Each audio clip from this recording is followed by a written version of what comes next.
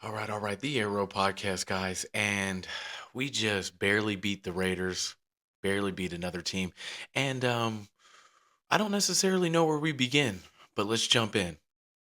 Red and gold, red and gold, red and gold. All right. The Arrow podcast, guys. Don't forget to like, subscribe, hit the notification bell. Help me help you. You know the spiel by now. So let's jump into the unknown. So, first off, I want to start with it's a little hard to gauge this situation. And the reason why I say that, Chiefs Kingdom, mainly Chiefs Kingdom, we'll get to the flat earthers and the conspiracy theorists here in a minute. But mainly Chiefs Kingdom, guys, is because this is what, 2 years in a row that this has happened where it's looked hopeless. We've looked like trash. It just looked like there was nothing in sight in the future. And yet we win the Super Bowl. Last year, I can't sit here and tell you guys that yeah I knew we were going to win the Super Bowl.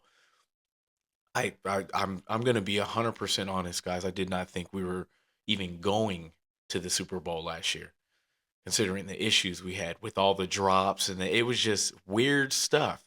And honestly, it never stopped. Towards the end of the season, we were still doing the same stuff, and here we are again. But the weird thing is it doesn't look worse than last year. So it's just I'm sick of watching this, man. Like it's getting old. Now it's no longer fun. I mean, I'm having to like emotionally check out so I can watch the game. So that way I don't headbutt the mic or headbutt my TV. You know what I mean? And I'm talking like serious headbutt, just running full speed at the TV head first. You know what I'm saying? So so but anyways, man, let's jump into this. One, I just want to laugh at the conspiracy theorists, the guys who continuously post these things and then turn around and watch football every single Sunday. The guys who claim it's rigged and turn around and watch football every Sunday, and then their team wins and then they're, celebrating and whatnot. So, anyways, first off, let me clarify a few things. And I'm only doing this to just make fun and kind of laugh at the flat earthers, the conspiracy theories, because I don't I don't see and I don't really care. It's not an obligation for an explanation, right? It's just hilarious at this point, right? So the referee that ran onto the field, because you see these posts here and there that thought it was a false start. There's a reason why he's not the lead referee and that he is on someone's administrate, someone's team, whatever you want to call it, because refs have their own little squad, right? You have a lead ref, and then you have the refs, that he obviously brings on with him that are all on the same squad, same team, whatever you want to call it. So, anyways, he actually got it wrong. He thought it was a false start, but it wasn't a false start. That's why they all got together to talk about it. And the lead ref was like, well, that's actually a illegal shift. Now, the play must go on. If those of you that don't know, mainly the flat earthers, conspiracy theorists who, are usually weird. So those of you that don't know, um, that's not, the ball's not dead on an illegal shift. Okay. So what actually would have happened is if thankfully the Raiders are the Raiders, right? Thankfully they're normally dumpster fires because they quickly messed up. Very quickly. I mean, it was so quick that the refs didn't get to mess with the play too much, right? They didn't get to kind of ruin that whole play too much. Now, if that was a fumble 5 seconds later, right? The the play would have been blown dead. And then it would have been reversed. It would have been the refs messed up and screwed up on our end. which they did earlier, which they've already announced that they did. There was an administration error. The refs messed up on a holding call towards the end of the second half, and then gave us a 10-second runoff when they messed up the call, and they have actually announced that they messed up the call. So there you go.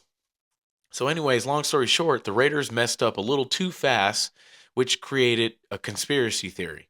So, yeah, illegal shift, not dead ball. The play continues, and then, you get an option to decline or accept, right? So, regardless if you heard the whistle, thankfully, they didn't hear the whistle.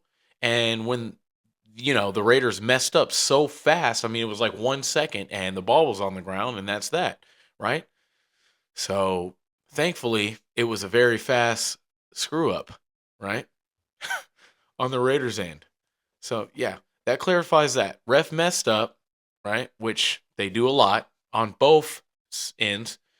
Every single game. But, we all knew that the conspiracy theorists were going to come from under their rocks that they continuously hide under. So, anyways, and on top of that, if you're a Raiders fan and you're mad that you lost that game, then I don't think you have any brain cells, considering you don't want to win any game going forth. You're 2-9, well, 2-10 now, but you would have been 3-9. Anyways, don't you want a high draft pick?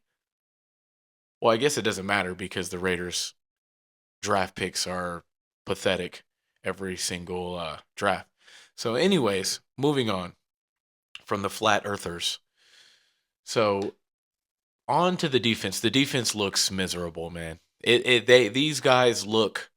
We we went from looking like the number one defense to the last defense.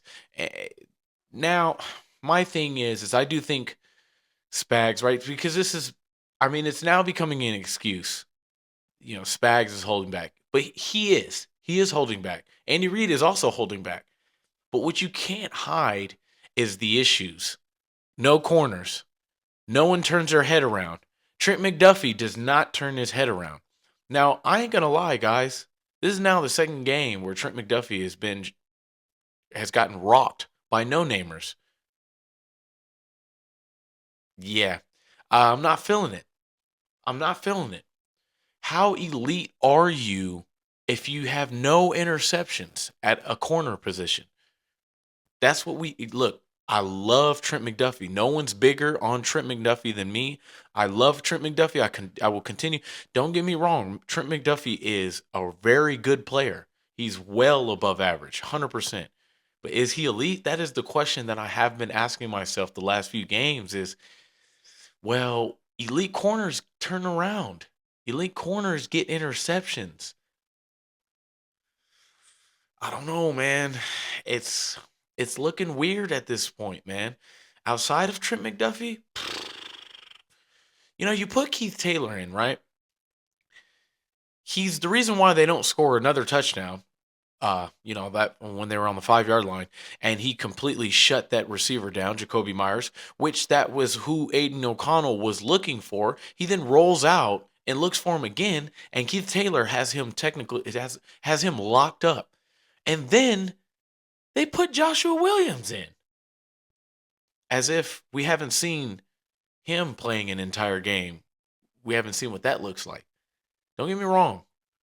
Joshua Williams is okay. He's average. But, yeah. Najee Johnson, this is an every game thing, guys. He's bad. He's below average corner. He's starting to look like Dan Sorensen. And how do you run a 4-3 and look like Dan Sorensen? We got a lot of Dan Sorensens on our team, guys. Those of you part of Chiefs Kingdom, you know who, you know exactly what I'm talking. Our left tackle position, we have 2 Dan Sorensens, Kingsley Suamate and Wanya Morris, excuse me, Dan Sorensens. Najee Johnson, Dan Sorensen. Okay. Charles Omenihu came back phenomenal. Awesome. I do think that will change our D-line. Chris Jones gets a few sacks. I think Charles Omenihu coming back will bolster our line, which I figured it may be a little more than I thought. I didn't think it'd be that much of an impact. Now, it didn't seem like it, but if you go back and watch, Charles Omenihu did some justice. He was out there playing with vengeance, and that was his first game back. As a D lineman, man, you got to get your feet under yourself. So that was a plus. Uh, Drew Tranquil was all over Bowers all game. Drew Tranquil looked good in coverage. First game that I've actually been able to say his name. But I think moving forth, those are things that we can kind of build on. Anything behind that is looking horrendous. Brian Cook can't cover a sloth. Brian Cook can't cover a sloth. Every deep ball. Now, do I think that's due to scheme? I do somewhat. But does Brian Cook have any awareness or any kind of, instincts? I don't think so. I think he has no instincts. He's all coaching. And what I mean by that is he doesn't he's only going to do what Spags tells him to. And that's what it's looking like. Our free safety position. I I don't know if he's not fast enough because he's pretty fast. I don't know if it's scheme 100%. Excuse me. I know it's scheme. Our scheme is different. Our free safeties are not your typical free safety. Our free safeties, for some reason, are kind of covering. There's a lot of one-on-one going on. But one thing I will say is every single game, every time there's a deep ball, Brian Cook's not there. But is that Brian Cook? Or is that scheme? I think it's scheme. Brian Cook is fast, period. Is he a free safety? Probably not. Is he in? It's a lot going on, bro. It's so much going on that I can't pinpoint it. Are we holding back? Do we want to look different? Do we want our defensive scheme to look different in the playoffs? I think that's part of it. But at the same time, there's a lot of holes in a lot of places. And our secondary looks bad. Shamari Connor, horrible game. And I've been big on Shamari Connor, but this was a bad game. This is bad. And it's getting to the point where the mistakes are outpacing what he's doing. Shamari Connor is getting beat every game. It's not looking good at this point. So, scheme, I don't know. It's been real vanilla. We've been doing the same thing every game, and everyone's figuring out. Yeah, the little play where they roll the guy out. It doesn't even matter who it is at this point. They motion a guy like we motion all the time, right? From one side of the field to the other, right? And then here comes Justin Reed following him. Oh, well, Justin Reed take it. Then Justin Reed thinks that they're going to throw it to the flat every single time. And then, bam, next thing you know, the guy's 30 yards down the field. Every single game. To the point where they're like, oh, well, Justin Reed's going to bite on this. Don't get me wrong. I love Justin Reed. Justin Reed is a necessity to this team. Don't get me wrong. But why is he keep falling for the same thing every single game? I don't know. Yeah. So the defense is regressed 100%. Offense is just the offense. The left tackle position looks terrible. Mahomes is missing wide open guys every single game. He's missing deep balls every single game to the point where when the ball goes in the air, I don't even it's to me, it's a 1% chance of it being anything. Literally, out of 100, 99% chance that, well, he's going to overthrow that, underthrow that, or it's going to get interception. It's going to get intercepted. That's what happens in my mind when the ball goes up in the air. Now, point blank period. We don't see when the camera just shows the ball up in the air. Well, that's not being completed. That's how it is now. So it is what it is. I don't know what's to come from that. At this point, can't keep using the excuse of the offensive line being horrible, which they have been pathetic. Pathetic. Jawan Taylor, another bad, horrible game. We know Wanye Morris, I can block better than Wanye Morris. I can play left tackle better than Wanye Morris. and I'm 165 pounds soaking wet. And put me out there, and I'll do better than Wanye Morris and Kingsley Suamataia. Yet you don't dress Driscoll. Ethan Driscoll's been inactive this entire season, yet you have two of the worst left tackles I've ever seen in my life. Literally. I've never seen worse tackles than these two guys. Okay? I'll keep it PG-13. I've never seen anything worse. Yet, Ethan Driscoll, who I think is better than both of them, has been inactive this entire season. Then again, I'm not a coach, right? But what's Andy Reid's problem been? Oh, let's just put him back out there. We had Dan Sorensen for 4 or 5 years. Dan Sorensen had one good year, and it wasn't even really that good, but he did. He had one good year. Other than that, he was pathetic. He got destroyed. Yet he was on the field every single game. Can someone explain this to me? So, once again, Bob Sutton should have been fired years ago, yet he was back on the team every year. Andy Reid has an issue. Oh, I believe in this guy until, he pretty much destroys completely the team. Atomic bombs the team. That's what he waits for. Who cares, right? Who cares about Patrick Mahomes? Who cares that he's, about the best quarterback in the NFL? He doesn't need protection, right? He trains to, the way he trains is to not get injured, more than probably any person in the NFL, right? But, who cares, right? Who cares if he gets injured? Who cares if he gets hit every single game, right? It doesn't matter. We don't need a left tackle. We'll just throw Bob the Builder out there. Get him to block for us. So, yeah. This was a rant, guys, honestly. It really was, because this is becoming hard to watch, man. It's getting to the point where it's hard. I don't even want to. I just want to wait till the playoffs. This is hard to watch. At the end of the day, yes, we're 11-1. We probably will end up in the Super Bowl, and we'll be laughing at the flat earthers. But, it is what it is, man. I'm going to call what I see, and that's that. Now, am I concerned that we're not, once again, guys, look at the last 2 years. It still doesn't look as bad as it did. So at the end of the day, we're 11-1. We'll probably get the 1 seed, and we'll probably most likely go to the Super Bowl.